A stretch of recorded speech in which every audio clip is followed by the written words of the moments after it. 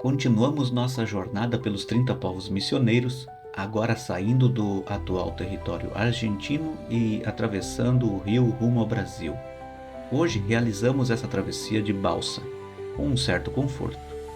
Mas há 400 anos, os missioneiros de São Nicolau cruzaram esse mesmo caminho de uma forma muito mais dura, guiados pelas estrelas e pelos rios.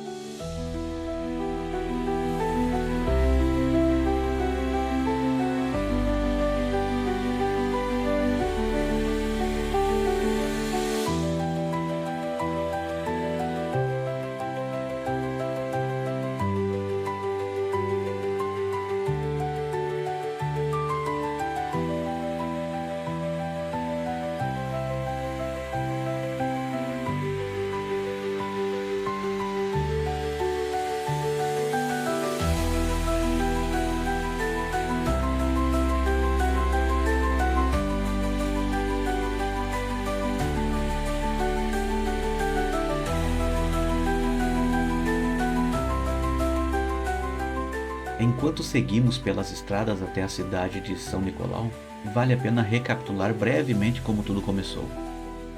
Depois das invasões do Guairá no atual Paraná, lembra das histórias das primeiras missões? Não? Então, assista aos vídeos sobre Loreto e São Inácio Mini. Essas reduções, assim como tantas outras, precisaram se deslocar para o sul, para fugirem dos bandeirantes portugueses que viam essas comunidades como alvos fáceis para capturar e escravizar os indígenas. Os rios que hoje parecem distantes das nossas rotas eram verdadeiras avenidas naturais. Por eles circulavam pessoas, alimentos, ideias e cultura, conectando territórios muito além do que imaginamos hoje. São Nicolau foi fundada em 3 de maio de 1626 por Roque Gonzales de Santa Cruz, às margens do rio Piratini. Por isso, ficou conhecida como a primeira estância do Rio Grande do Sul. Em 2026, celebram-se os 400 anos da presença missioneira no lado oriental do rio Uruguai.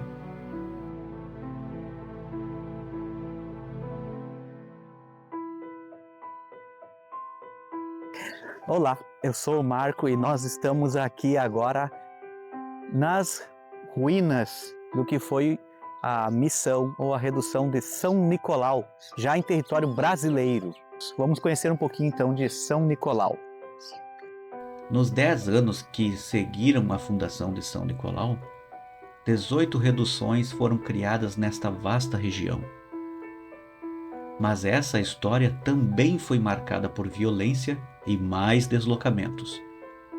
O martírio de Roque Gonzales, o maior nome das missões em sua época, em 1628, e as incursões dos bandeirantes, inclusive em São Nicolau em 1637, devastaram as missões do Tapes, no atual Rio Grande do Sul, tal como ocorreu no Guairá. Isso forçou a fuga das populações para o outro lado do rio Uruguai, retornando ao território que hoje é argentino. São Nicolau também migrou e só voltou ao lado atualmente brasileiro em 1687, já no chamado segundo ciclo missioneiro, com a formação dos 7 povos. As ruínas que vemos hoje correspondem a essa segunda fundação. Antes disso, em 1636, havia sido construída a primeira igreja. Na sua inauguração, os missioneiros ornamentaram o espaço, cantaram e ofereceram a construção a Tupã, numa clara fusão entre o cristianismo e a espiritualidade guarani.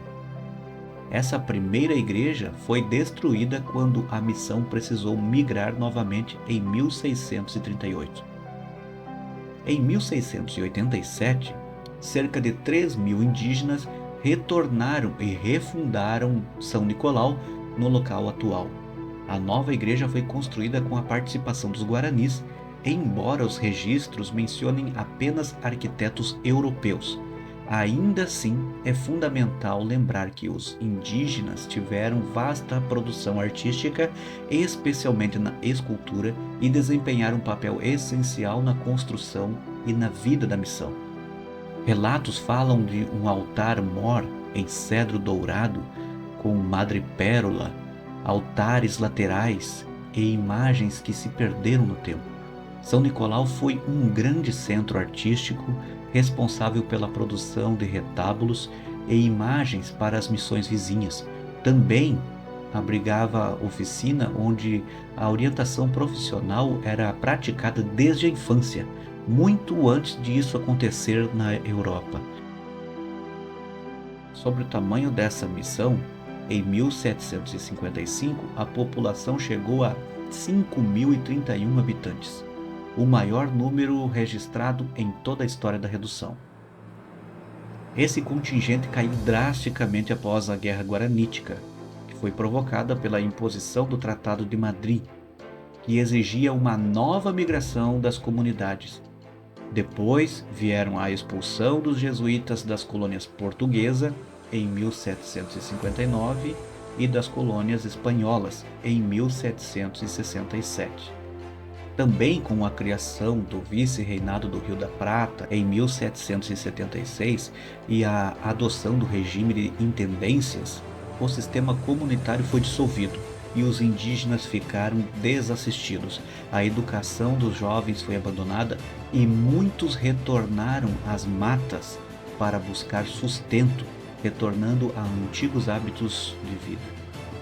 Após sucessivas trocas de domínio entre Espanha e Portugal, em 1801, os 7 povos foram definitivamente ocupados pelos luso-brasileiros.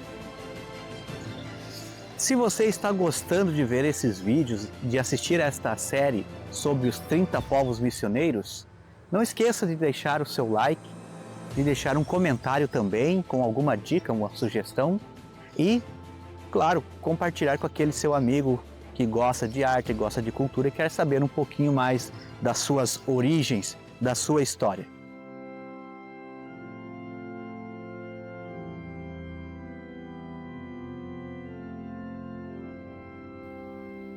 Aqui vemos como era a distribuição das principais construções da missão de São Nicolau.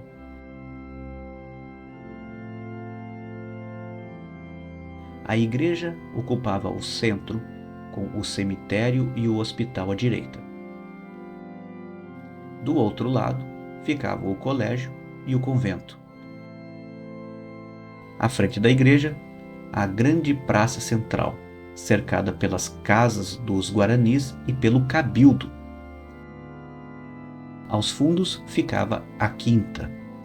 Além dessas, a adega, um jardim e outras construções que tornaram esse complexo praticamente autossuficiente. Entre 1820 e 1822, o naturalista francês Auguste de Saint-Hilaire, que percorreu o sul da América, descreveu São Nicolau após décadas de destruição. Ele encontrou uma igreja voltada para o norte, erguida numa praça regular e cercada de casas caiadas. O edifício possuía pórtico, naves laterais, sacristias e altares, mas não tinha campanário e nem coro. As paredes eram de terra e pedra, enquanto a estrutura interna era de madeira. A abóbada era pintada com arabescos simples, mas de um efeito agradável. Ao redor da igreja havia galerias, pátios e um pomar murado, oficinas de artífices e casas organizadas em torno da praça. O cemitério ficava junto à igreja, cercado por muros e laranjeiras, com túmulos marcados por pequenas pedras, indicando apenas o nome e o ano da morte. Para Saint-Hilaire, São Nicolau era uma aldeia mais alegre, situada numa região mais agradável do que as demais. Hoje, o sítio arqueológico de São Nicolau integra o Parque Histórico Nacional das Missões sob a administração do IPHAN. 2 grandes paredes da igreja ainda resistem como as bases das colunas da antiga fachada voltada para a praça central. No interior, permanecem os pisos e o sistema hídrico que captava a água dos telhados da igreja para irrigar a quinta. Também é possível ver a estrutura do antigo cabildo no centro da praça. Ele ocupava um lado oposto à igreja e funcionava como um espaço administrativo da missão. Juntas, essas duas construções organizavam a vida social, política e religiosa da comunidade. Os dias nas missões eram rigidamente organizados e por isso os relógios tinham um papel central. Em São Nicolau existia um relógio capaz de indicar simultaneamente a hora local, a de Madrid e a de Roma. Do outro lado da rua encontramos a antiga adega subterrânea. Ali ainda é possível sentir a diferença de temperatura entre os níveis da construção, feita em arenito e escavada no subsolo para preservar bebidas do calor intenso que só os missioneiros conhecem muito bem. Próximo dali, vemos um muro e uma tapera construída após o período missioneiro com o reaproveitamento de pedras das ruínas.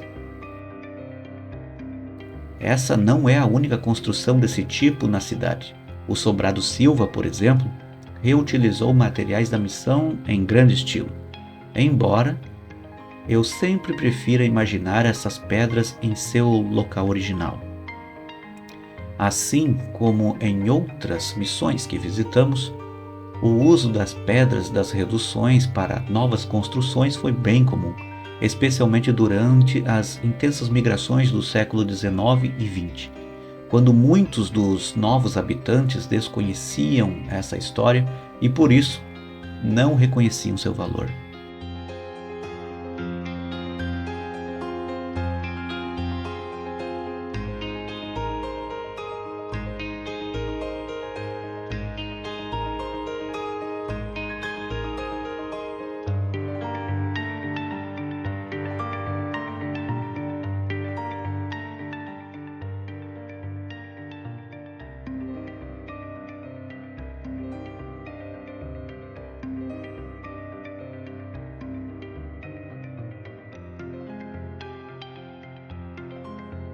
Hoje, a cidade de São Nicolau é pequena segundo os padrões atuais. Curiosamente, possui praticamente o mesmo número de habitantes do período reducional, pouco mais de 5.000 pessoas. Esse dado ajuda a compreender a grandiosidade da missão, que provavelmente ocupava uma área muito maior do que os registros hoje conhecidos indicam. Certamente ainda há muito a ser descoberto sobre o solo dessa cidade. E é sobre esse solo pavimentado pelos indígenas que uma grande figueira rompe as pedras, não como destruição, mas como um símbolo. Ela se integra à paisagem das ruínas, lembrando que este lugar foi um triunfo humano que ainda luta contra o tempo. Para quem caminha por aqui, a figueira oferece sombra, silêncio e memória. Um convite à contemplação daquilo que foi grandioso e que, mesmo em ruínas, permanece profundamente vivo.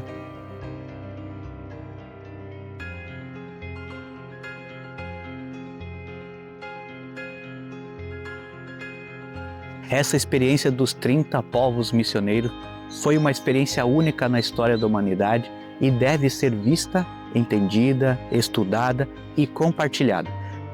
A missão de São Nicolau está vista. Agora, vamos para a próxima missão.